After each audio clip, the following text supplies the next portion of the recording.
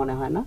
আর কিন্তু civil administration আপনি যদি দেখেন, প্রশাসন ক্যাডারের লোকরা যারা গত 3টি নির্বাচন গুম করেছিল, যারা 3টি নির্বাচন জনগণের অধিকার বঞ্চিত করেছিল মানুষকে, তাদের ব্যাপারে কিন্তু আমরা এখনো কোনো দৃশ্যমান পদক্ষেপ নিতে দেখিনি।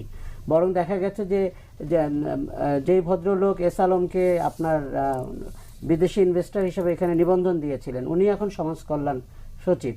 আবার দেখেন আইন সচিবের দিকে তাকান, আপনি যদি একটু পররাষ্ট্র মন্ত্রণালয়ের সচিবের দিকে তাকান, এদের ভূমিকা আমি আপনাকে এই জন্য বলছি যে তারা রাষ্ট্রের কর্মচারী হিসাবে দায়িত্ব পালন তো দূরের কথা, সরকারের কর্মচারী হিসাবেও দায়িত্ব পালন করেনি।